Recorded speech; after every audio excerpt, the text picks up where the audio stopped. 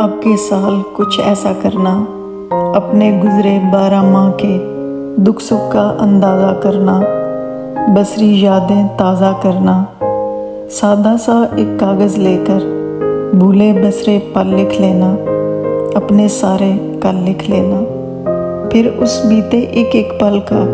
اپنے گزرے ایک ایک کل کا ایک ایک موڑ احاطہ کرنا، سارے دوست اکٹھے کرنا، ساری صبح حاضر کرنا، ساری شامیں پاس بلانا، اور علاوہ ان کے دیکھو سارے موسم دھیان میں رکھنا، ایک ایک یاد گمان میں رکھنا،